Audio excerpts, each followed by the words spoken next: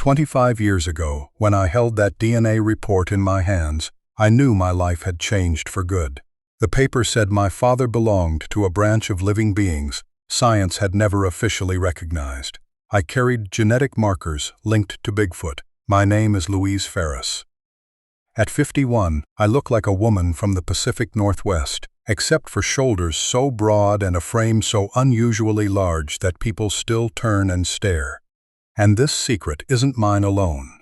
It runs through the blood of my children and grandchildren. None of it began deep in the woods.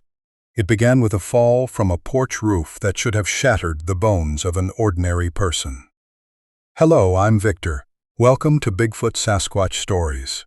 If you believe there may still be genetic secrets connected to Bigfoot hidden among us, leave the name of your city in the comments. I'd love to know who's listening with us tonight.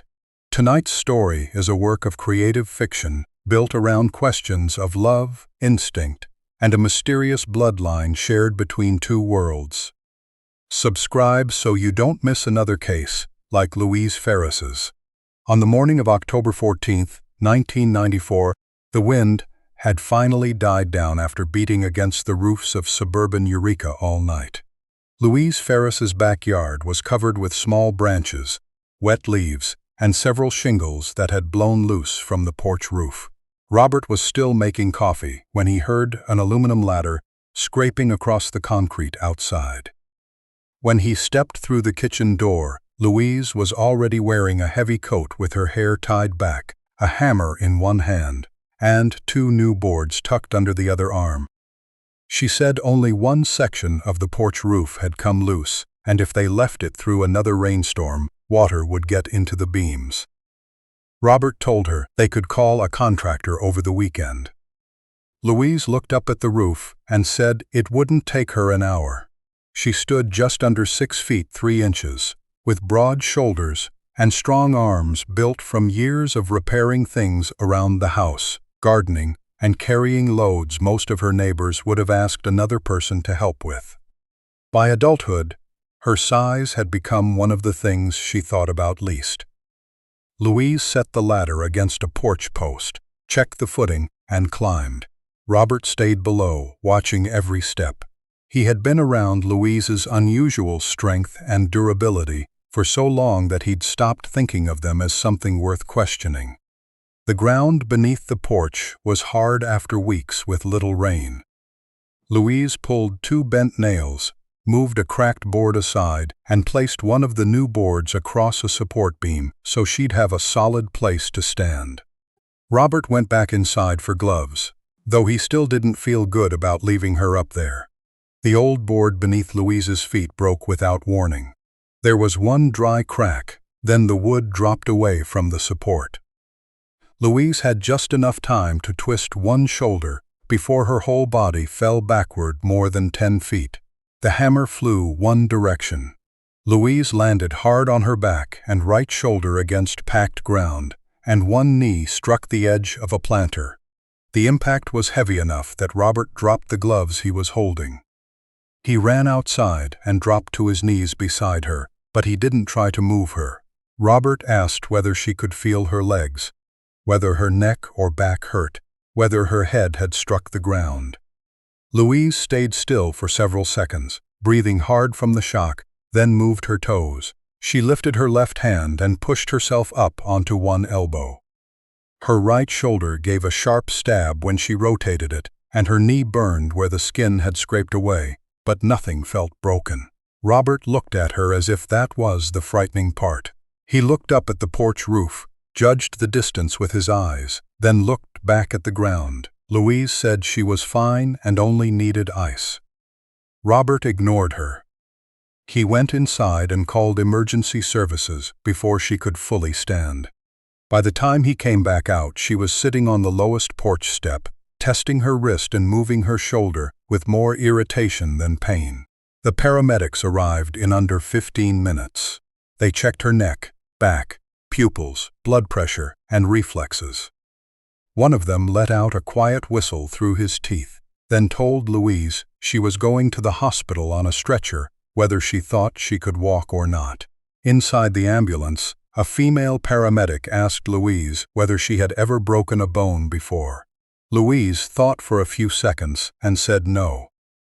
She had dislocated a finger playing volleyball in high school, crashed a bicycle, and once had a large board slam into her shin when she was younger, but she had never broken anything.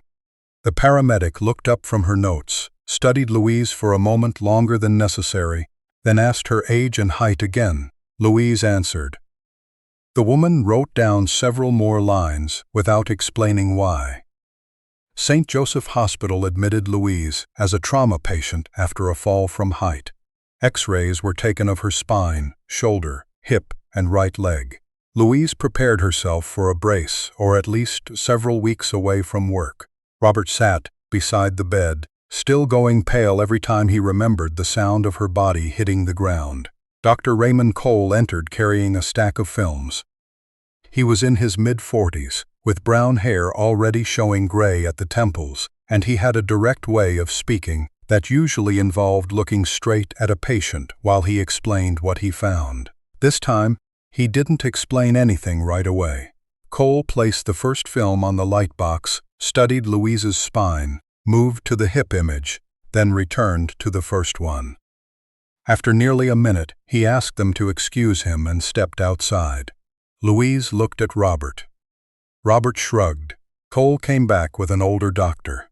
The two stood in front of the illuminated films, pointing to different areas of bone and speaking quietly. The older physician leaned closer to the shoulder image, then turned and looked Louise up and down as if comparing the person on the hospital bed with what he was seeing on the film. Finally, Cole pulled a chair beside her. He said her spine was intact. There was no pelvic fracture. Her shoulder blade wasn't broken. Her ribs showed no damage. The right shoulder had only soft tissue bruising and would probably stay sore for several days. Louise gave a small laugh and said that meant she had been lucky. Cole didn't laugh with her. He said luck was part of it, but luck didn't explain everything. After a fall of more than 10 feet onto hard ground, most patients her age would have at least one significant bone injury. With Louise, the unusual part wasn't simply that nothing had broken. On the X-rays, her bone structure was visibly denser than what he normally saw. The older doctor asked how tall Louise had been at 13. She took a moment to remember, then said around 6 feet, maybe a little taller. His pen stopped halfway across the page. He asked whether she had ever been evaluated for abnormal growth or an endocrine disorder. Louise said no. Her mother had always told her that tall people ran in the family, even though Louise had never met any of them. Cole pointed to the image of her femur. He explained that the cortical bone looked thicker than average, and the muscle mass around her shoulders and thighs was also unusual for a 46-year-old woman who didn't train professionally. What caught his attention was that the difference appeared across several areas of her body, rather than in one isolated place. If it had been limited to one feature, he might have dismissed it as individual variation. When an entire system leaned in the same direction, he wanted to understand why. Louise began to lose the feeling that she was simply a woman who had fallen from a porch roof. The doctors asked about family history, osteoporosis, muscle disorders, endocrine problems, parental height, earlier injuries. Louise answered questions about Agnes, her mother, who was nearly a foot shorter than she was, and already in her 70s. When they asked about her father, Louise said she had no information. The two doctors looked at each other. Louise had spent her whole life watching people make that same pause. Someone filling out a form would ask for her father's name, his medical history, his nationality, his occupation. Every time, Louise gave the same answer. She didn't know. Her mother had never given her a name. As a child, Louise assumed her father was dead. Later, Agnes told her only that he couldn't live among ordinary people the way other men could. Louise stopped asking years ago because every question ended in another stretch of silence. Cole said he wanted additional blood work and a more precise bone density scan. He had also called someone who was working with the hospital on a research project involving genetic variations connected to skeletal structure. Louise assumed he meant another doctor at St. Joseph. A few minutes later, a younger man entered wearing thin-framed glasses and carrying a leather briefcase filled with papers. He introduced himself as Dr. Marcus Whitfield, a researcher with the Human Genetics Institute at the University of California, Davis. Whitfield said he happened to be in Eureka for another consultation when Cole called. He asked whether Louise would be willing to speak with him privately for a few minutes. Robert left after Louise nodded. Whitfield didn't begin with the X-rays. He asked how tall Louise had been at 10, 13, and 18. He asked whether she had difficulty seeing in low light. Louise said the opposite was true. She had always seen fairly well at night and had annoyed Robert for years by walking through the house without turning on lights. Whitfield asked about her sense of smell. Louise laughed and said she could tell milk was starting to sour before her husband noticed, and she often smelled smoke from farther away than other people. He wrote everything down without comment. Then came her injury history. Louise described the falls, impacts, and the fact that she had never broken a bone. Whitfield asked whether her muscles tired easily. She said no. He asked about cold tolerance, recovery after physical exertion, and how quickly cuts healed. The questions became so specific that Louise began to feel she was no longer having a routine medical conversation. Then Whitfield asked about her father. Louise looked at him for several seconds. For the first time in her life, she told a complete stranger directly that she had no idea who her father was. No name, no occupation, no hometown, no photograph, no complete birth record. Whenever she had asked, Agnes, her mother, either avoided the question or gave answers so strange that Louise had always assumed they were meant to hide something painful. Whitfield set down his pen. He said Louise's bone density, her height from an unusually early age, her muscular development, and several physiological traits could all have a genetic component. Most cases like hers still fell somewhere within normal human variation, but without any information from her father's side, they were missing half the picture. He suggested deeper genetic analysis, not a commercial ancestry test, but a focused series of tests comparing specific regions of her DNA against the Institute's reference samples. Louise asked whether that could tell her who her father was. Whitfield said it might never produce a name, but it could show what she had inherited from her paternal side and whether those unusual physical traits came from the same source. Louise signed the consent forms, not because of the fall anymore. The moment the pen touched the paper, she knew the real reason was much simpler. For more than 40 years, there had been a locked door in Louise's life, and Agnes had always held the key. Every time Louise tried to open it, her mother placed another vague answer in the way. Now, for the first time, someone wasn't asking Agnes. They were asking Louise's own body. Blood was drawn that same day. Whitfield took the samples back to Davis for deeper analysis. He warned her that the technology available in 1994 still had limits. The reference sequences were incomplete, and any unusual result would have to be repeated several times before he considered it reliable. Louise agreed.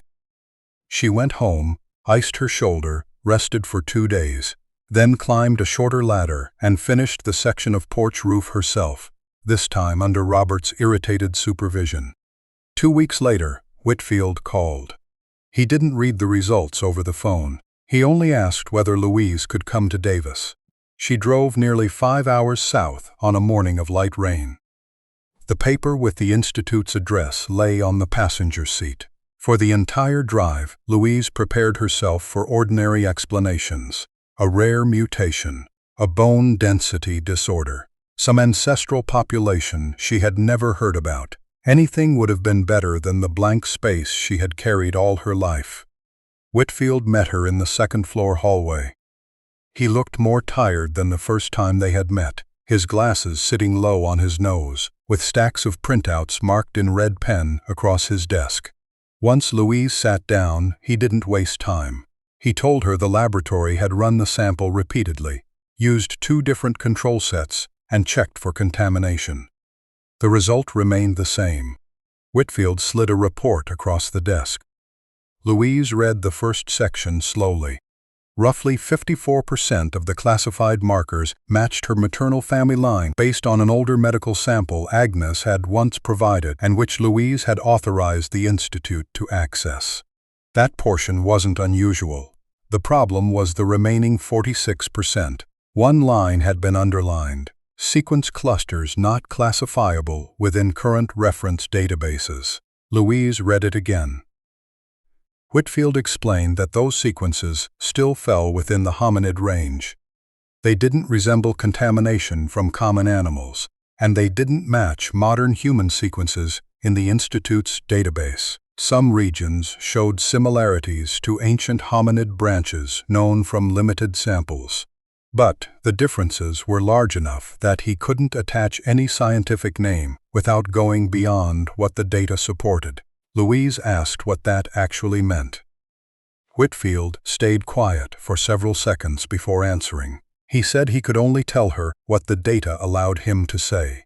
Nearly half of the genetic material that couldn't be traced to Louise's mother appeared to come from a hominid source for which the laboratory had no suitable reference sample. Louise stared at the report for a long time. Whitfield seemed prepared for a stronger reaction. But Louise didn't cry. She didn't get angry. She didn't ask whether the test was wrong.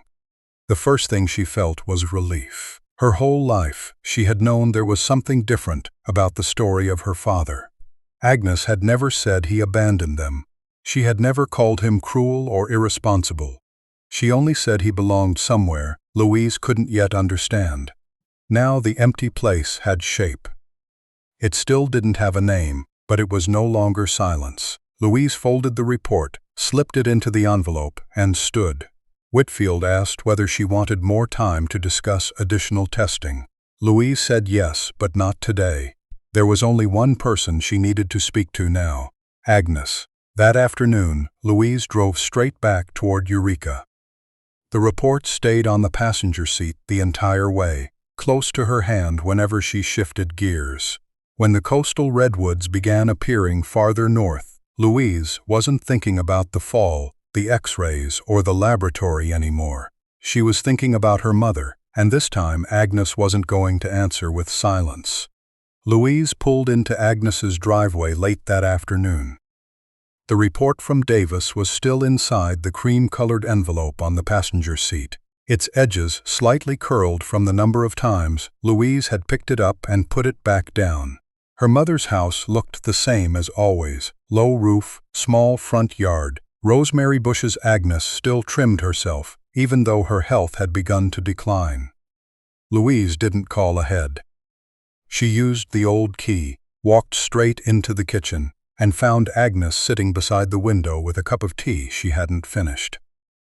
Louise placed the envelope on the table, pulled out the report, and pushed it toward her mother. She didn't explain the fall again. She didn't talk about the laboratory. For 46 years, Agnes had always found an answer vague enough to end every question. So this time Louise let the paper speak first.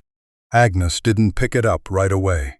She looked at the bold print on the first page, then at her daughter's face. Louise knew that silence so well she could almost measure it from memory. When she was 6, she had once stood outside the school gate and watched another girl's father lift his daughter into the bed of a blue pickup truck. He spun the child around once before setting her down, and Louise suddenly realized she had no memory like that of her own. That afternoon, she asked Agnes where her father was. Her mother stayed quiet for a long time, wiped her hands on her apron, then said Louise's father belonged to a place deeper than people could understand. At 6 years old, it sounded almost like a fairy tale, and Louise accepted it. The second time came when Louise was 15. By then, she was nearly 6 feet 1 inch tall, broader through the shoulders than most of the boys in her class, and often had to duck beneath low door frames in the older school building. A group of students had made fun of her large hands and called her built like a linebacker. Louise came home furious and asked Agnes whether her father had left because he was ashamed of having a daughter who looked different. Agnes was pouring tea. She set the cup down very slowly, both hands resting around it as if she needed time to choose every word. She told Louise that her father had never abandoned his daughter. He simply couldn't live among human beings the way other men could. Louise asked what couldn't meant. Agnes gave her nothing more. She only said that one day Louise would understand. The third time happened when Louise was 22, after she had moved out and was preparing to marry Robert. She brought the marriage paperwork to her mother's house, set it in front of Agnes, and said she wanted at least one name to put in the family information section. Agnes looked at the form, then out the window. After another long silence, she said Louise's father had always loved his daughter, but if the truth came out too soon, people would hunt Louise before she ever had a chance to understand who she was. Louise pressed her. Was he a criminal? A fugitive? A man with some illness nobody wanted known? Agnes only shook her head. She gave no name, no hometown, no photograph. Louise left the house that day, feeling old enough to deserve the truth, and still treated like a child who needed protecting. All three memories returned at once when Agnes finally pulled the report toward her. She read slowly, her lips tightening when she reached the section describing 46% of the sequence as unclassifiable. Louise stood across the table, waiting for something different from all the other times. Agnes was 76 now, smaller through the shoulders than she used to be, her fingers thin, her breathing sometimes broken by coughing spells. But when she finally looked up, her eyes were completely clear. For the first time in Louise's life, her mother met a question about her father, without searching for a way around it. Louise said she didn't need another comforting story. If Agnes had been trying to protect her all these years, the laboratory had now found whatever she had been hiding inside, Louise's own blood. Agnes touched the edge of the report, looked down at it once more, then asked exactly what the doctor had said. Louise gave her the short version. The maternal side matched. The rest came from a hominid source that couldn't be matched to modern humans or any reference sequence the laboratory had. Agnes listened without surprise. That calm reaction told Louise more than any words could have. Her mother wasn't hearing something new. She was hearing something she had known in a different form for almost half a century. Agnes closed her eyes for several seconds. When she opened them again, her voice was weak but steady. "Your father was a Bigfoot." Louise didn't answer. For a moment, she thought she had misheard, or that Agnes was confused from heart medication, painkillers, and too many nights without proper sleep. Louise pulled out a chair and sat down. She asked whether Agnes understood what she had just said. Agnes nodded. She didn't smile, change her tone, or try to soften it. She said Bigfoot was the word people used later. When Louise was young, Agnes had avoided even saying it, because one person overhearing the truth could bring hunters, reporters, and guns. Louise wanted to keep going, but Agnes began coughing hard enough that the conversation had to stop. Over the following weeks, her health declined faster than anyone expected. Early in 1995, Agnes was admitted to the hospital after a prolonged episode of difficulty breathing. Louise visited almost every afternoon, sitting beside the bed, reading the newspaper, or watching the light change across the window. Some days, Agnes slept most of the time. Other days she was awake enough to ask about Daniel and Robert, or remind Louise to dress warmly. The words about Bigfoot remained between them, like an open doorway neither woman had fully walked through. Louise brought another copy of the genetic report to the hospital. She read aloud the sections Whitfield had explained about hominids, reference sequences, and genetic differences. Agnes listened, with her eyes closed, but she wasn't asleep. When Louise said science didn't have a name for that part of her bloodline, Agnes gave a faint, tired smile. She said maybe science sometimes arrived later than the people who had lived beside the truth long enough. Louise asked whether her father was still alive. Agnes didn't answer directly. She only said he had already seemed old the last time she saw him, but his kind didn't age in a way Agnes understood from human beings. Near the end of January, Agnes had one afternoon when she was more alert than usual. She asked Louise to lean closer, then mentioned the wooden chest under the bed at home. Louise knew the one. It had been there since she was a child, always locked with a brass clasp and never something she was allowed to open. Agnes said the key was inside the sewing box in the drawer. After Agnes died, Louise was to open the chest alone. Inside was the real truth, not the half-answers her mother had used to keep her daughter away from danger. Agnes made Louise promise not to take anything inside to the press or the police until she had read all of it. Agnes died on a rainy morning in early February of 1995. Louise reached the hospital less than an hour after the nurse called. Her mother lay still, the tension gone from her face, in a way Louise hadn't seen during the final weeks. Several people who came to pay their respects said Agnes looked younger than 76. Louise heard them, but all she could think about was how quickly her mother's hands had become thin and the empty hospital chair where Louise had spent so many afternoons. After the funeral, Louise returned to the old house alone. Robert offered to go with her, but she said no. The kitchen was cold. Agnes's teacup still sat upside down in the drying rack. Louise opened the sewing box and found a small key wrapped in a piece of cloth. The wooden chest beneath the bed was heavier than she remembered. She dragged it into the middle of the room, wiped dust from the lid, and slid the key into the lock. Inside were several old blankets, a box of photographs, yellowed land records, and 3 leather-bound journals. The leather edges were worn, and the ties had hardened with age. Louise picked up the oldest one and smelled damp paper, cedar wood, and old cooking smoke. On the first page, Agnes's younger handwriting listed a date and a location near Bluff Creek. Beneath it was a small title, The Mountain Man. Louise sat on the floor beside the open chest. She read 3 pages, then 3 more. The first thing that unsettled her was the tone. Agnes hadn't written like someone telling a ghost story, and she hadn't filled the pages with vague descriptions. She recorded weather, time, distance, objects left outside the cabin, and places where tracks appeared with the same calm precision she might have used to document a garden. In the first entries about the Mountain Man, Agnes wrote about a non-human man, with the careful accuracy of someone who had already decided not to lie to herself. The journal began in the winter of 1944. Agnes had been very young then, newly arrived from the city, and living alone in a small cabin near Bluff Creek, deep in the Six Rivers country. She wanted distance after the war years had made city life feel crowded and loud. The cabin had one main room, a wood stove, a shallow well, and a metal roof that rattled in valley winds.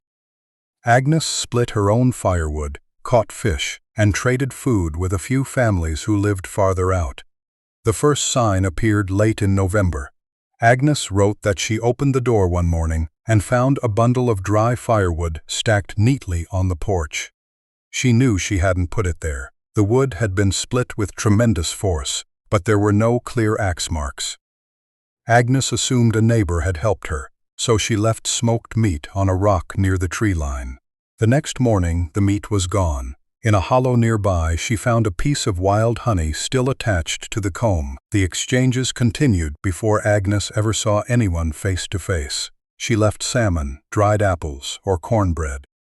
In return, she received medicinal plants, honey, and sometimes carefully selected sections of dry wood with no rot. She began noticing large footprints around the cabin after rain.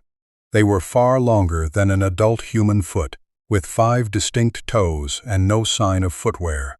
The tracks usually stopped outside the circle of light around the cabin and never came directly to the door. Early in 1945, Agnes saw him for the first time while carrying water back from the well. A Bigfoot stood between 2 pine trunks more than 160 feet from the cabin, over 7 feet tall, broad through the shoulders, covered in dark brown-black hair, and standing upright. He didn't come closer. Agnes didn't run. They watched each other for less than a minute before Bigfoot stepped backward into the forest. Agnes wrote that what stayed with her most was the distance he kept, as though he understood that one more step would frighten her. Over the following months, that distance slowly became smaller. Agnes began sitting on the porch in the evenings instead of shutting the door early. Sometimes she heard a low vibration coming from the wooded slope, so deep she felt it through her breastbone before she fully heard it. Agnes tried answering, with a long note of her own. Some nights a reply came back from farther away. She didn't know whether it was language or simply a signal of recognition, but after those evenings, bundles of firewood often appeared the next morning. Louise read more slowly when the journal reached 1946. One night late that fall, Agnes went out to check traps before a storm. An old pine had fallen across the route back to the cabin, forcing her around a steep slope. The ground had turned slick, and Agnes slipped into a narrow ravine, trapping one leg between two roots. The harder she tried to pull free, the worse the pain became. By the time darkness settled in, the mountain man appeared. Agnes wrote that Bigfoot approached slowly, stopped several steps away, and waited. She never understood why she was the first one to extend a hand. He crouched, pulled the roots away from her leg, then lifted Agnes with both arms. In the heavy rain, he carried her to a shallow rock shelter covered with branches and bark, with dry leaves spread inside. He remained outside the entrance throughout the night and never touched Agnes again. She wrote that from that night forward, the way she thought about him changed. He was no longer only a Bigfoot who came out of the forest. In Agnes's mind, he had become a man with patience, choices, and his own way of caring for someone. After that, Agnes recorded their relationship through small details. Long stretches when they sat near one another without speaking, the way he placed one hand against the ground before stepping into the open space around the cabin. The low vibrations Agnes could feel through her chest when she stood close enough. She wrote that no one had ever watched her so carefully while still respecting distance so completely. Agnes also admitted that she never fully understood his world. Some weeks he disappeared. On certain nights she heard several low calls from the mountain and knew he didn't live alone. By late 1947, the journal mentioned Agnes's pregnancy. Louise set the book down for a while before forcing herself to continue. Agnes didn't write about it in panic. She recorded dates, morning sickness, and strange changes in her strength. The mountain man appeared around the cabin more often, bringing roots, fish, and bundles of leaves. Agnes used to make tea. On March 3, 1948, Agnes went into labor while wet snow fell outside. There was no doctor, and no neighbor lived close enough to reach her in time. Agnes wrote that Bigfoot remained outside the cabin all night. She heard his heavy footsteps circling the porch, followed by long periods when he stood quietly near the door. Close to dawn, when Louise's first cry filled the room, a deep, sustained call answered from the forest outside.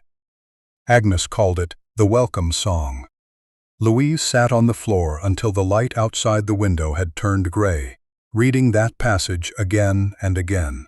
The part of her life she had always believed was hidden out of shame now looked completely different. Agnes hadn't kept quiet because she hated Louise's father. She had spent decades protecting a boundary between two worlds.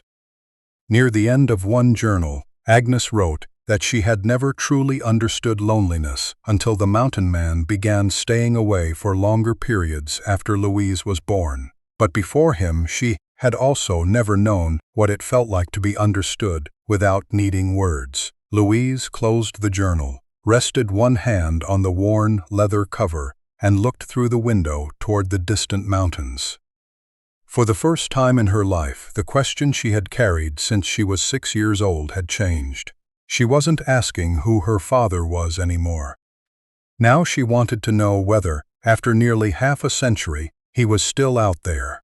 By the spring of 1996, Louise Ferris's basement had slowly turned into a small research room. On the east wall, she mounted a large wooden board and pinned a topographic map of Bluff Creek in the center. Agnes's 3 journals lay open on the long table beneath it, turned to pages containing dates or descriptions of terrain. Louise used a red pencil to mark every place her mother had mentioned. The old cabin, the creek where she collected water, the pine with a long scar, the gray rock shaped like a horse's back, and several clearings where Agnes had once left food. At first the red marks seemed scattered. The more carefully Louise read, the more they began forming a logical route, almost as if Agnes had unknowingly left behind a map inside the ordinary details of her life. Louise didn't want to walk into the woods with nothing but belief. She spent many afternoons at the Eureka Library going through old newspapers from the 1960s and 1970s. Sensational stories about giant footprints or unexplained howls were ignored if they gave no exact location. Louise copied only reports that included a date, a place, a witness's name, or a road she could identify.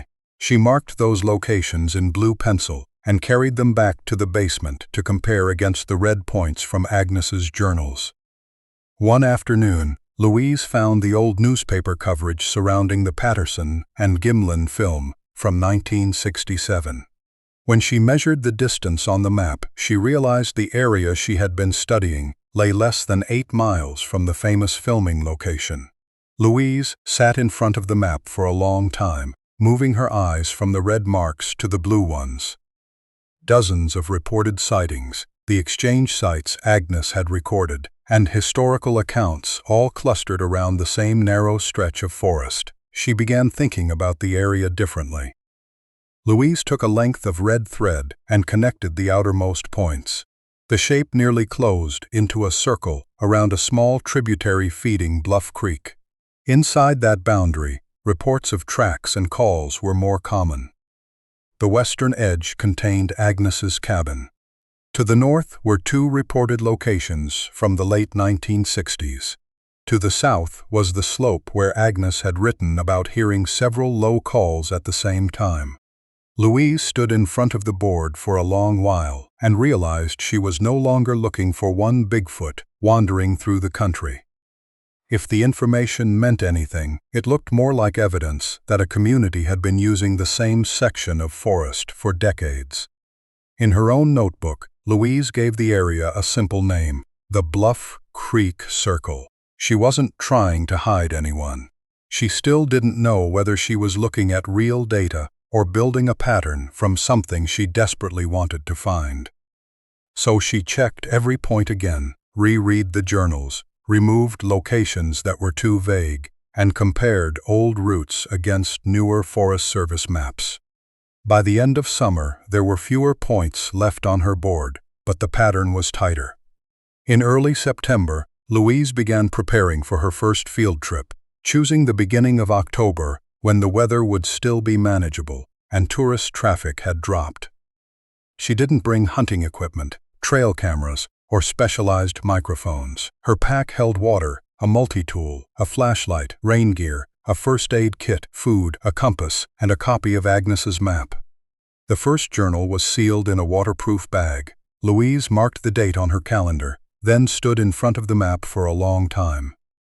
After more than a year of reading about her mother's past, she was finally preparing to step into the place where those pages had begun. Early one morning in October of 1996, Louise drove northeast beneath a gray sky.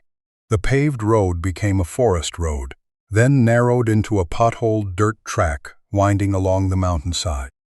She parked where Agnes had described the old road ending, put on her pack, and started walking. Most of the small wooden structures that had once stood in the area had rotted away or been swallowed by the forest decades earlier. Louise had to rely almost entirely on the natural landmarks Agnes had written down. The scarred pine was the first one she found. It was much larger than Louise had imagined, with an old lightning scar running down the eastern side of the trunk nearly to the roots. She placed one hand against the rough bark and opened the journal to check the description. Agnes had written that from this tree, walking north toward the gray rock, shaped like a horse's back. Took about 20 minutes. Louise found the rock after nearly 25. The deeper she went, the more the forest changed.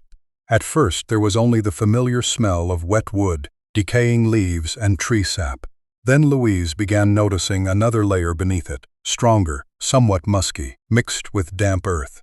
She stopped because Agnes had described that same smell in almost exactly the same way. It wasn't strong enough to be unpleasant, but it was distinct enough that Louise noticed it immediately when the wind shifted. She saw no fresh bear sign and heard no large animal moving nearby, only distant water and drops of moisture falling from the canopy. Near noon, Louise heard the first knocks. 2 short strikes came from the east slope, evenly spaced. A few seconds later, a deeper single knock answered from the northwest. The pattern didn't sound like random branches striking one another. The first 2 notes came close together, and the reply arrived after just enough of a pause for Louise to hear structure in it. She wrote down the time, marked the directions, and continued walking. Agnes's map showed a hand-drawn route following a narrow ravine, but 50 years of erosion had changed the ground. Louise moved slowly, using tree trunks for support. Late in the day, she reached a patch of wet soil beside the edge of a deep cut. Below her were rocks and broken timber, with enough slope that one bad step could become a serious accident. Louise tested the ground ahead with 1 foot and shifted her weight. The entire section collapsed beneath her right boot, pulling her body toward the ravine. She grabbed for a root, but the soil around it tore loose too. Louise twisted, trying to force her hip against the slope, but loose stones kept sliding beneath her back. A long log suddenly rolled diagonally down the slope, struck 2 smaller trees, and stopped across Louise's path. Her knee slammed hard into the trunk, and both hands grabbed the rough bark. The impact sent pain through her shoulder, but her fall stopped. Below the log, dirt continued pouring into the ravine for several more seconds. Louise lay against the trunk, breathing so hard that her throat hurt. When she finally raised her head, the first place she looked wasn't the drop below. It was the direction the log had come from. One end was still packed with fresh dirt, as if someone had just pushed it free. Between 2 dark tree trunks stood a tall figure. The distance was too great for Louise to see the face clearly, but there was no mistaking the height. The Bigfoot stood taller than any man she had ever known, broad through the shoulders, covered in dark brown-black hair, with long arms hanging low. He watched Louise for several seconds, then took 1 step backward. First one shoulder disappeared behind a tree, then the head, then the arm. The forest closed around him so quickly that if Louise had blinked at the wrong moment, she might have missed him completely. She didn't follow. Louise sat against the log for nearly 10 minutes, checking her knee, ankle, and breathing. Once she could stand, she looked at the fallen trunk again. Coincidence was still possible. The soil could have collapsed at the same moment the log rolled. A distant bear could have stood on 2 legs. But too many things would have had to line up with impossible precision. The smell in the woods, the knocks, the Bigfoot on the slope, and the log stopping directly across the path of her fall formed a sequence Louise couldn't easily dismiss.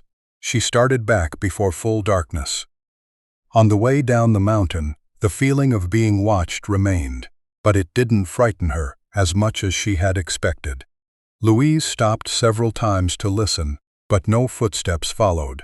By the time she reached the vehicle, the last light of day remained only on the treetops.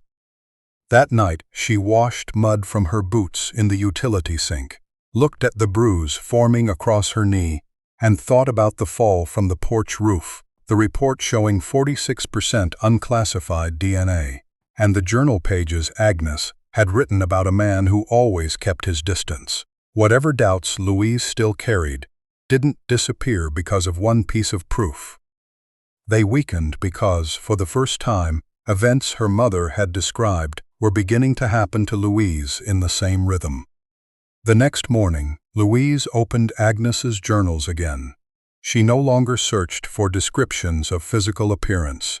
She looked for how her mother had built trust. Agnes had never walked straight into the woods after that first sighting. She left food, stepped away, kept her distance, and waited. Louise made a separate list of everything Agnes had used: smoked salmon, dried apples, honey, sometimes cornbread.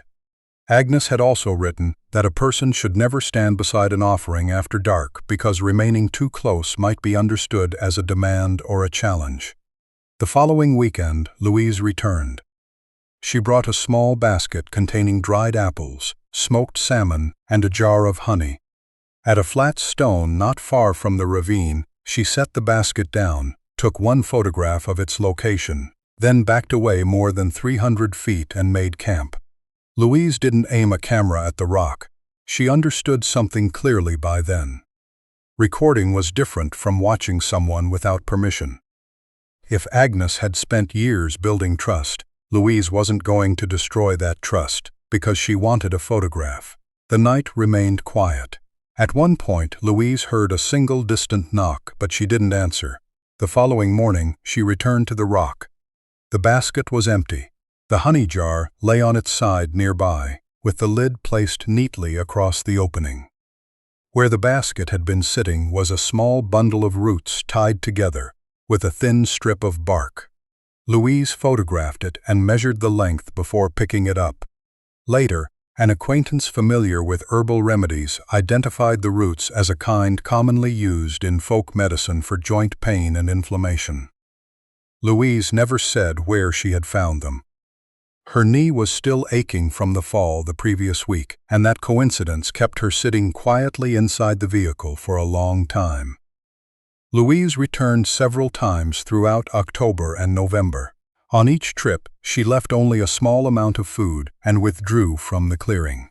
What appeared in return changed. Once, 3 stones had been arranged into an even triangle. Another time, a short piece of wood rested in the middle of the rock, with 2 parallel cuts across its surface. Some mornings there was nothing at all.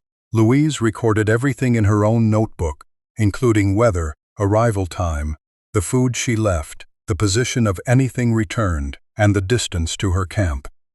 She began noticing that after nights when she heard knocking, something was more likely to be waiting on the rock the following morning.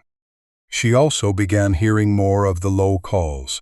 They came from different slopes, sometimes only once, sometimes in a short sequence. They didn't sound like wolves or elk. Agnes had written that when someone stood close enough, the sound wasn't only heard through the ears. It could be felt inside the chest. Louise had once assumed her mother was using poetic language. Now, she wasn't so sure. By late November, temperatures had dropped far enough that Louise's breath showed white in the clearing. She stood alone near the flat rock after setting down the basket. It wasn't fully dark yet. Before the trip, she had reread Agnes's description of how she used to answer the calls. It wasn't a word. It was simply a low note produced deep in the chest, held steady and released slowly. Louise took a breath and tried. The first sound was weak enough to embarrass her. She waited. Nothing happened. Louise tried again, lower this time, allowing the vibration to come through her chest, instead of pushing from her throat. The note moved between the trees and faded.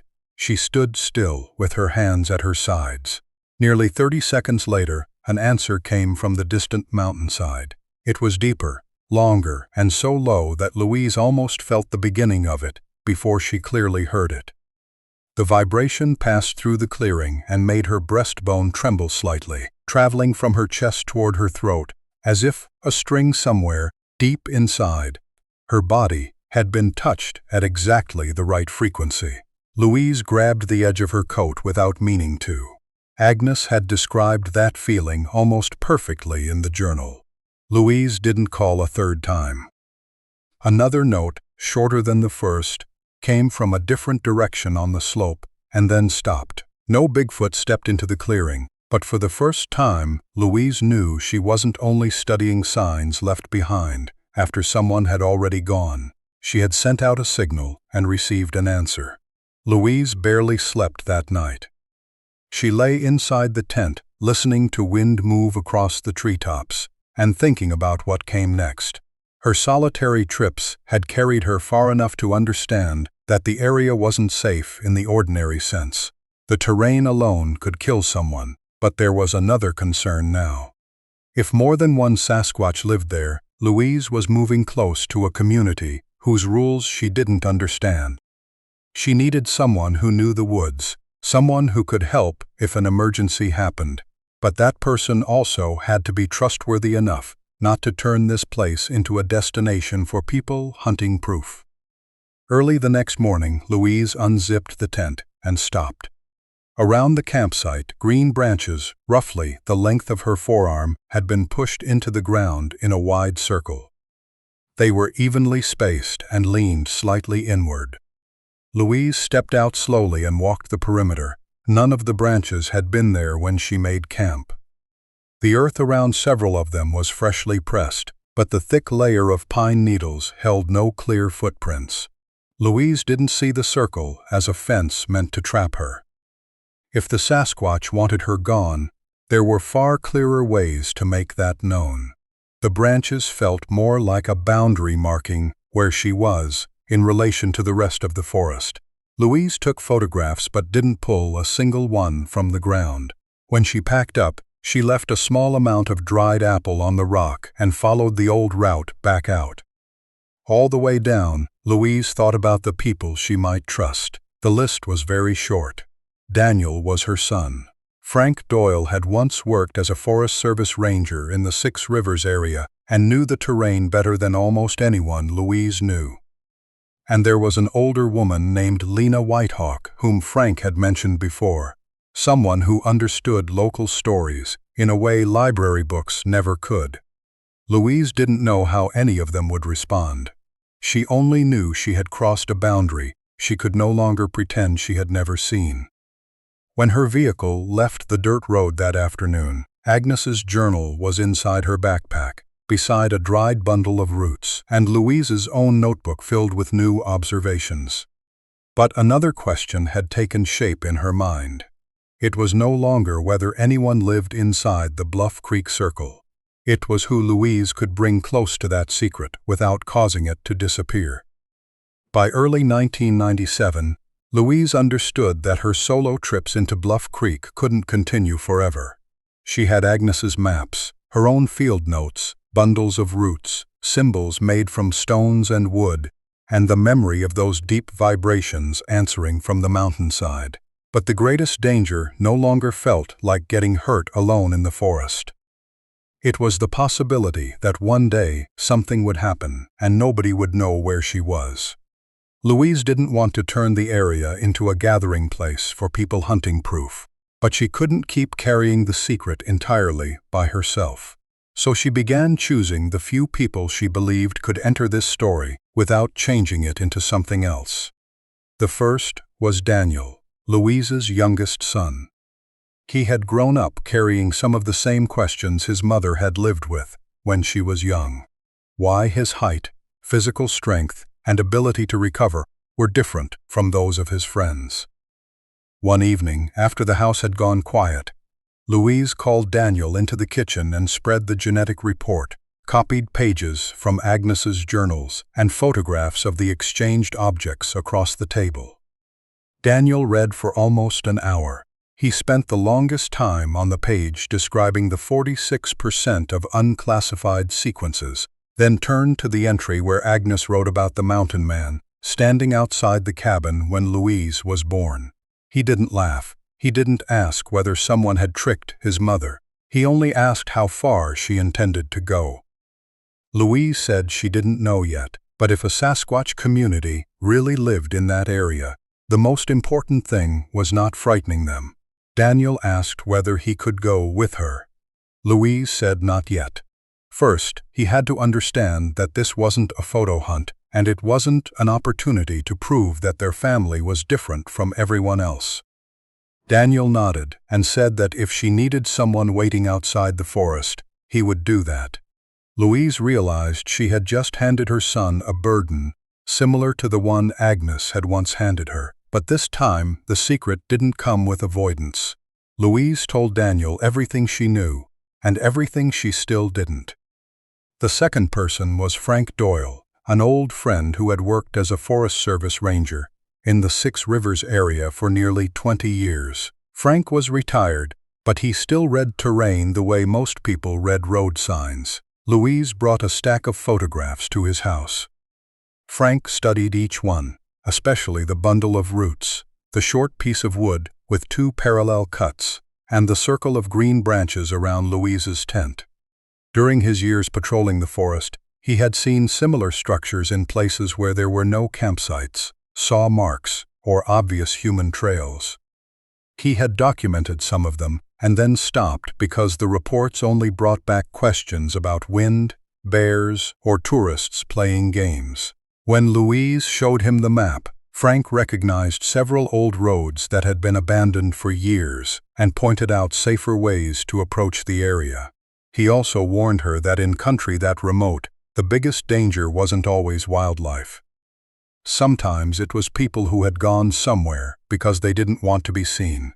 Poachers, illegal loggers, and people living in unauthorized camps could remain hidden for weeks. Louise listened carefully. For the first time, she understood that protecting the secret wasn't only about avoiding curiosity. There might come a day when they had to protect the forest from people carrying guns. The third was Lena Whitehawk, an older woman who lived near the edge of the valley and whom Frank had known since his ranger days. Louise met Lena in a small house overlooking winter fields and brought Agnes's map with her.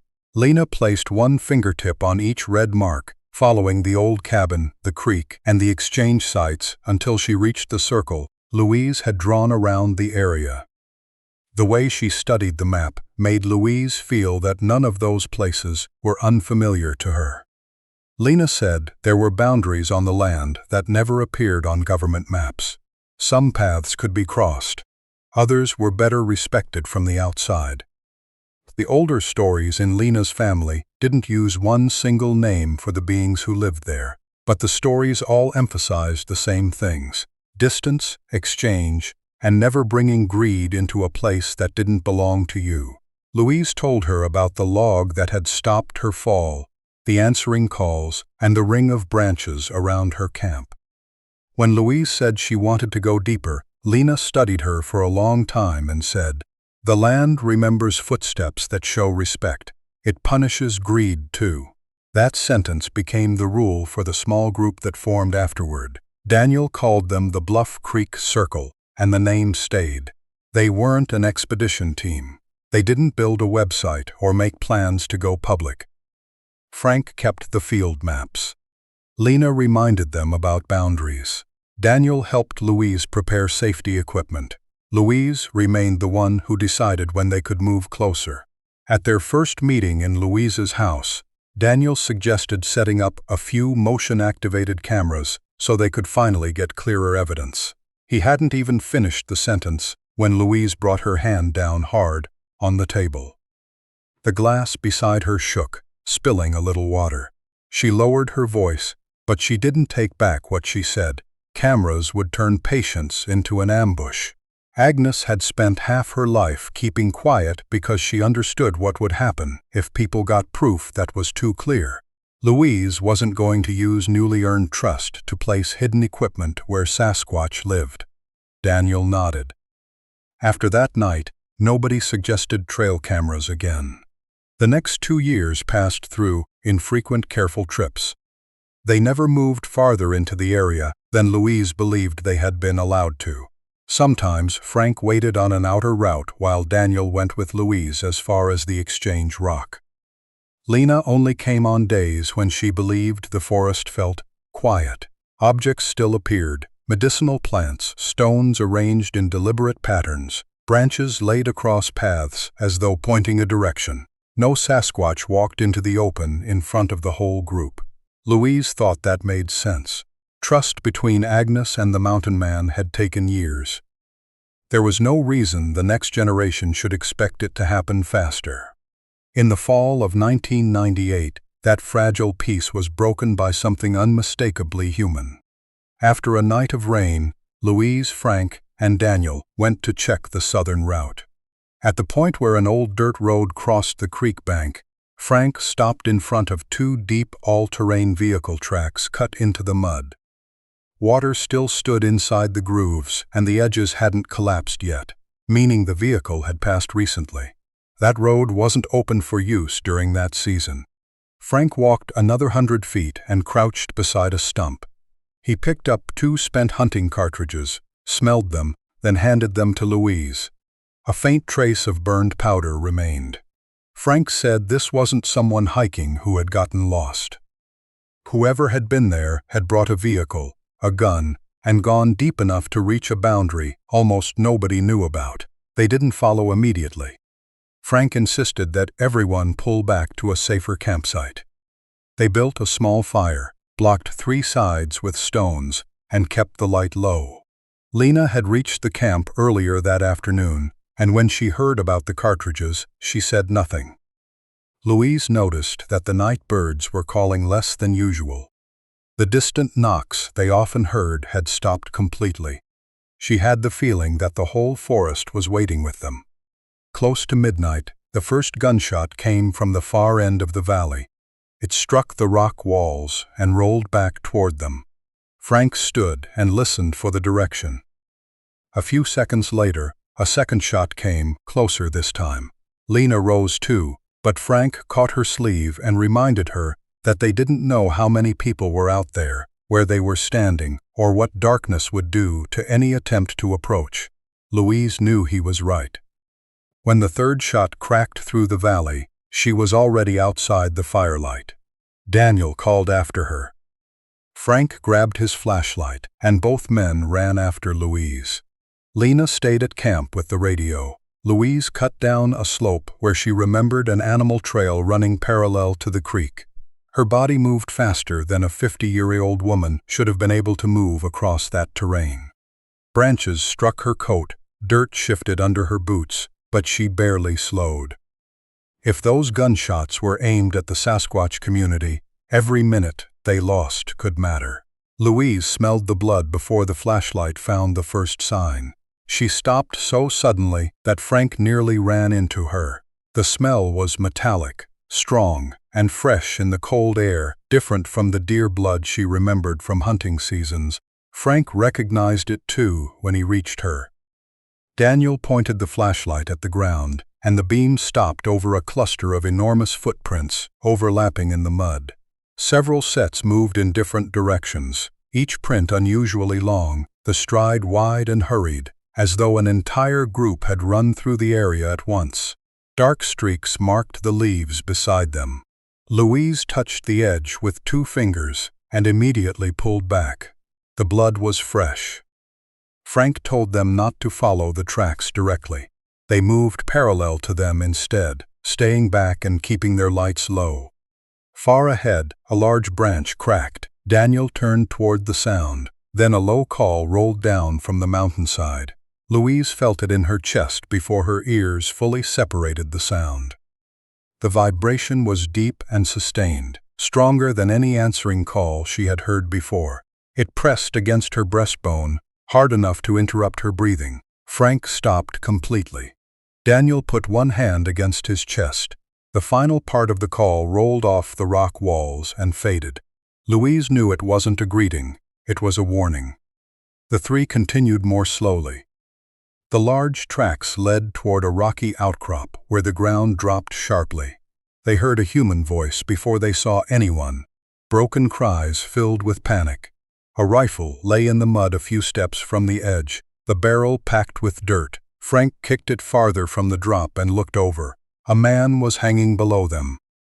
Both hands were locked around a bush growing sideways from the rock face. His feet couldn't find anything solid. Cracks spread through the soil around the roots, and small pieces kept falling into the darkness below. When he saw their lights, he screamed until his voice broke and begged them to pull him up. Louise looked at the mud covering his clothes, the ammunition belt around his waist, and the rifle behind her. The man stammered that he had seen something huge standing upright between 2 pine trees. He had fired at it. The Bigfoot hadn't charged him. He had simply walked forward one step at a time, forcing the man to back away until the ground collapsed beneath his feet. His story came out in broken pieces, but Louise understood enough. She looked at him for several seconds. An image of Agnes standing in the doorway of her cabin came to mind, a woman who had spent her life hiding the existence of another family from people who carried guns into the forest. Louise thought about the blood on the leaves, the running tracks, and the warning call that had just moved through the valley. The man below might have been the one who injured a Sasquatch, but leaving him there to fall would turn Louise into someone Agnes had never raised her to be. Louise dropped flat at the edge. Frank grabbed her belt. Daniel knelt beside her. Louise reached down and told the man to release one hand from the bush and grab her. He refused at first. Then more soil broke away from the roots. Louise lowered her shoulder until nearly half her upper body extended over the drop. Finally, his hand closed around her wrist. Louise locked her grip. Frank secured both hands around her belt. Daniel reached lower and caught the man's other wrist. All three began pulling him upward inch by inch across the wet ground. The soil beneath Louise's elbow slipped. She pressed her chest flat against the edge and drove her legs into the ground for leverage. The man struck one knee against the rock face, but didn't let go. Frank pulled Louise backward a little at a time, while Daniel shifted his grip from the man's wrist to his coat. After nearly a minute, the hunter's shoulders cleared the edge. Louise caught the back of his collar, gave one final hard pull, and all four of them rolled onto level ground. The man lay there breathing hard, both hands shaking. Louise got up, walked to the rifle, removed the magazine, opened the action, took the remaining round out of the chamber, and placed the weapon well away from him. Frank asked whether anyone else was with him. The man said there had been another hunter, but they had become separated after the second gunshot. Frank radioed Lena and told her to remain at camp. Daniel examined the man and said the ankle was probably sprained. Louise barely heard them anymore. Across the valley, between the trees, 2 points of reflected light stood far higher than they should have. Below them, she could make out the outline of a massive body. There wasn't enough light to identify the face, but Louise knew a Bigfoot was watching her. The Sasquatch didn't approach. He made no sound. He simply stood there as though the decision Louise had just made had happened under his eyes. Louise looked down at the hunter, then back toward the slope. The 2 reflected points shifted slightly to one side. A broad shape stepped backward and disappeared into the woods. They brought the hunter back to camp close to dawn, wrapped his ankle, and kept the unloaded rifle separate from him. Frank didn't tell him anything about the enormous tracks or why their group was in the area. When there was enough daylight to establish radio contact, Frank reported an illegal hunting incident and a terrain accident to the Forest Service. The man was taken out of the area several hours later. He never came back. The following night, Louise lay awake in her tent for hours. She kept thinking about the eyes on the slope and the choice she had made at the cliff. The blood in her veins hadn't pulled her toward revenge, but it also no longer allowed her to pretend she could stay outside all of this. For nearly 3 years, Louise had moved forward only when she received a response, stopped whenever she wasn't sure, and kept everything at a careful distance.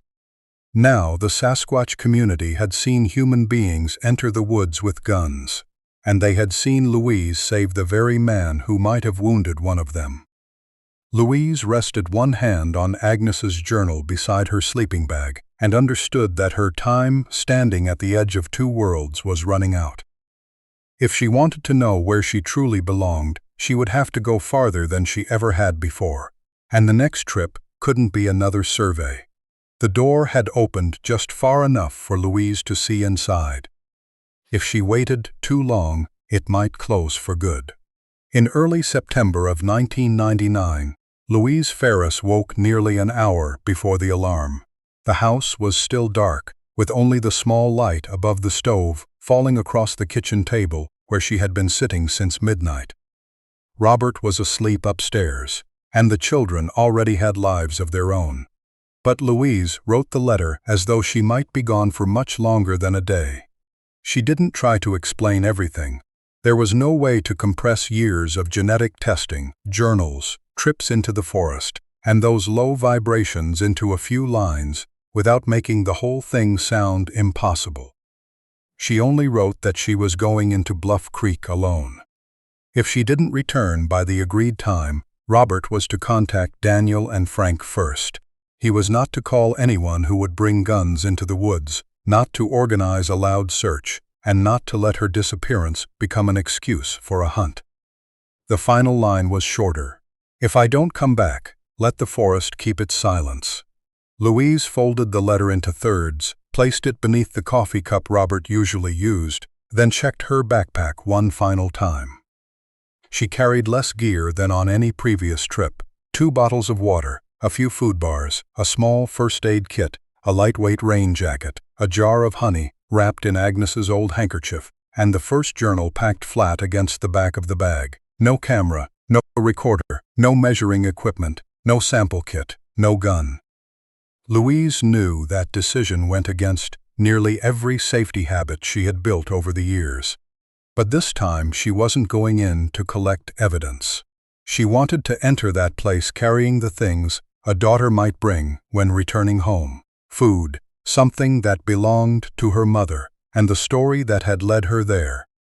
She left Eureka before sunrise, following the familiar road toward the Six Rivers country, then parked at the end of the old dirt route. Early autumn air was cold but dry, and the smells of sap and damp soil rose as the first sunlight touched the tops of the firs. Louise put on her backpack, locked the vehicle, and began following the route Agnes had once marked. The landmarks had become familiar by then: the scarred pine, the gray rock shaped like a horse's back, the narrow creek where Louise had stopped for water on earlier trips, then the flat stone that had received the first baskets of food. She didn't stay long at any of them. Each mile reminded Louise that she was 51 now. She felt it in her knees and lower back, but the endurance inside her body kept pulling her forward at a steady pace, almost as though another rhythm lived beneath her breathing. After nearly 4 hours, the familiar forest sounds began to thin out. Birds stopped calling from the lower branches. The scratching of squirrels against bark disappeared. Even the wind seemed to remain high above the ground, moving the treetops without reaching the forest floor. Louise couldn't tell whether that quiet meant warning or recognition, but she had learned not to fill every empty space with her own voice. She kept walking. After noon, the old trail narrowed and finally vanished beneath ferns. Louise opened Agnes's map several times, comparing the hand-drawn lines with the creeks and the direction of the slope. The final red mark lay ahead, beyond a narrow ravine Louise had never crossed on any previous trip. She stopped at the edge, drank some water, and looked down. The drop wasn't impossible, but the rocks were damp and the roots slick. Louise remembered her fall in 1996, and the log that had stopped her from sliding farther. She chose a lower crossing, using both hands to steady herself, and it took nearly 40 minutes to reach the opposite slope. The forest changed almost immediately. The trees were older, the trunks wider, and there was more space between them, though the undergrowth was so thick that sunlight fell only in small, broken patches. Louise opened Agnes's map one last time. The final red mark was less than a mile ahead. She folded the map and put it away. From that point forward, Louise was no longer following a research route. She was following the direction her mother had left behind, and the feeling in her chest that grew stronger with every step. By late afternoon, the sunlight had turned copper, staining one side of the western trunks red. Louise pushed through a wall of ferns nearly as high as her shoulders and stepped into a round clearing. The grass in the center was shorter than the growth around it. The ground was level, and the surrounding old trees formed a broad natural circle. Louise stood still with one hand gripping her backpack strap. There were no footsteps, no branches breaking. But beneath her breastbone, A faint vibration had begun, steady and deep. Louise knew, in a way she could never have explained to a laboratory, that she was no longer alone. She lowered the backpack very slowly. Her hands felt cold, even though the afternoon air was warmer than it had been that morning. The vibration in her chest strengthened slightly. It didn't feel like a racing heartbeat. It felt more like an extremely low sound, traveling through the ground and into her body. Louise looked around the circle of trees. A large branch to the north shifted aside, even though there wasn't enough wind to move it. Then a Bigfoot stepped out of the shadows. He stood nearly 7 feet 10 inches tall, larger than Louise had imagined, even after seeing similar figures at a distance. His shoulders were almost as broad as the old barn door at a neighbor's place from her childhood. His arms were long. The hair around his shoulders and neck was thick, dark brown threaded with bands of silver. But Louise looked at his face first. It wasn't human, yet it didn't fully resemble any primate she had ever seen in a book. The forehead was low, the brow heavy, the nose broad, the jaw powerful. What held Louise in place was the age written across that face. Deep lines surrounded the eyes. The hair along his chin and temples had gone heavily silver. One shoulder sat lower than the other, as if from an old injury that had never completely healed. He didn't come closer. More than 30 feet still separated them. Louise recognized the posture from Agnes's journals, always far enough away to leave the other person a choice. There was no aggression in his eyes. There was caution, the weariness of someone who had lived a very long time, and something Louise didn't dare name too quickly. She thought of Agnes as a young woman standing alone beside her cabin, seeing that same kind of figure between 2 pine trees for the first time. Then, Louise thought about all the mornings she had looked at herself in a mirror, at shoulders too broad, hands too large, cheekbones that never quite matched the relatives on her mother's side. Louise knelt. She opened the backpack and took out Agnes's handkerchief first, then placed the jar of honey wrapped inside it on the grass. After that, she removed the old leather journal. The cover had softened from years of being opened, and the corners had darkened from oil left by Agnes's hands and Louise's own. Louise held it against her chest for several seconds, then placed it on the grass between them. The Bigfoot looked at the journal. His body didn't move, but his head lowered slightly. He stared at it for a long time, then lifted his eyes to Louise. The moment lasted only seconds, but for her it felt as long as a lifetime. Louise didn't know whether he recognized the journal by its shape, the smell of the leather, some trace of Agnes that remained on it, or simply understood what Louise was trying to do. Then he bowed his head, only a small movement. But Louise's knees weakened so suddenly that she had to put one hand on the ground. She had prepared herself for the possibility that her father was dead, that the Bigfoot in front of her might be someone else, or that the entire journey would end with no answer at all. That single blow broke through every defense she had built over 51 years. Louise said her mother's name, her voice rough and barely audible. Agnes. A low vibration came from his chest. It wasn't loud, but it traveled through the clearing. Louise felt it in her breastbone, exactly like the first answering call she had received in 1996, only far stronger and much closer. He stepped forward half a pace, then stopped. Louise slowly extended her right hand, palm open. He looked at her hand, then at her face. After a long pause, his own hand rose. The fingers were thick, the nails dark but short, the structure of each joint visible beneath the hair. His hand was large enough to cover Louise's completely. He didn't close his fingers around hers. He only placed his palm gently against hers.